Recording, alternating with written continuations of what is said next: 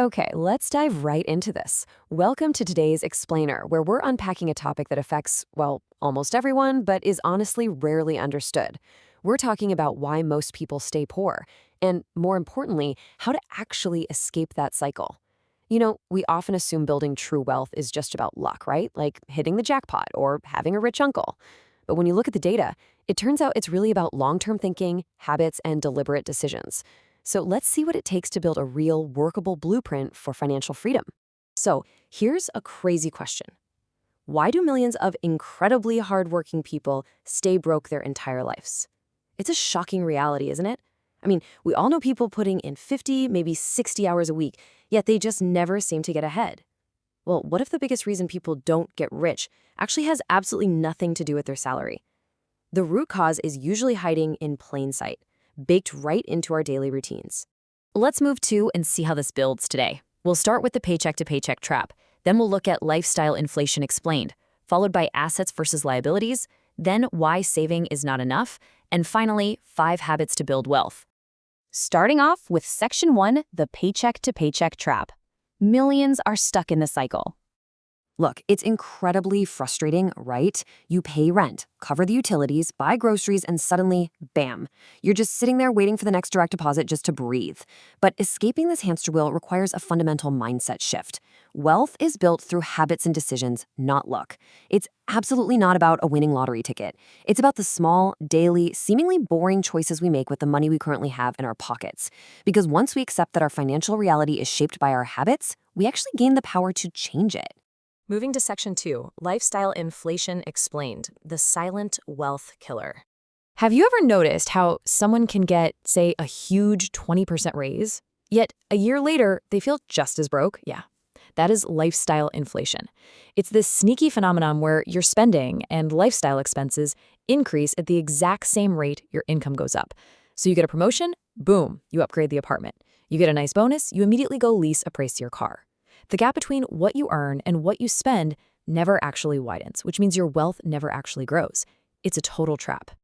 Wait, so does a high salary actually equal wealth? We need to firmly debunk this myth right now. The answer is a resounding absolute no.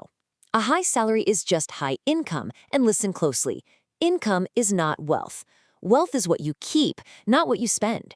You literally cannot out-earn bad spending habits. That's exactly why there are plenty of doctors and high-level executives out there pulling in massive salaries who are realistically flat broke.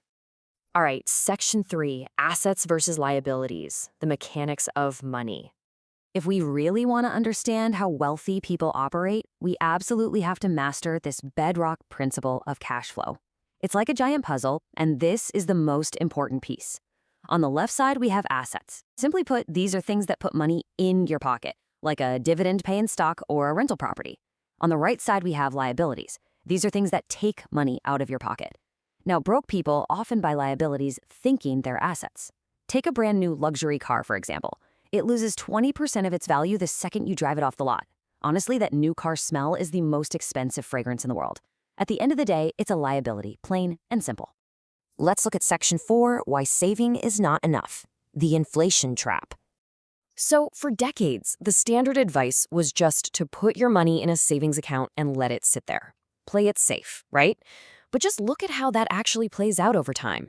When we compare the purchasing power of cash that's just saved up versus cash that is invested early, the invested side is significantly higher. Like, it's not even close. Why? Because of the inflation monster.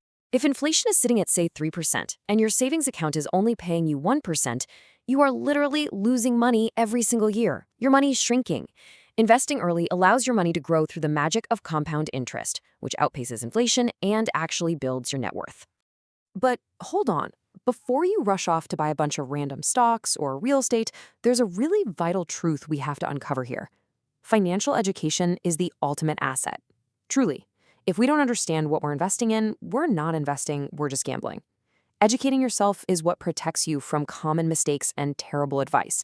Plus, it's literally the one asset that no one can ever tax or take away from you. And that brings us to Section 5, 5 Habits to Build Wealth, your blueprint for financial freedom. All right, this is where the rubber finally meets the road. We've got a highly practical 5-step blueprint that anyone can start using today.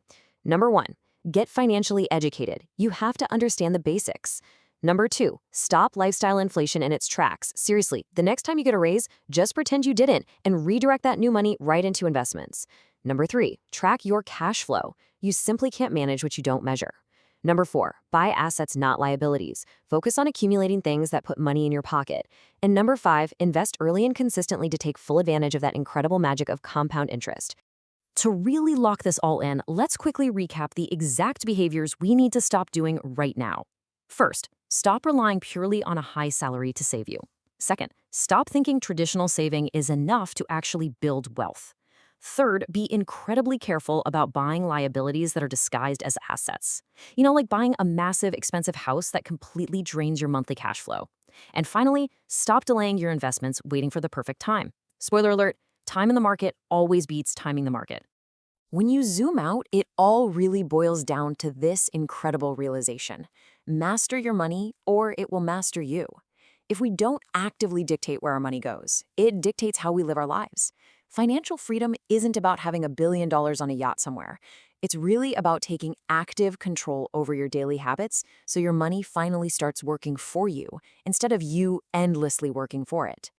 So we've covered a ton of ground in today's explainer, from identifying that brutal paycheck to paycheck trap all the way to laying out a concrete blueprint for true wealth.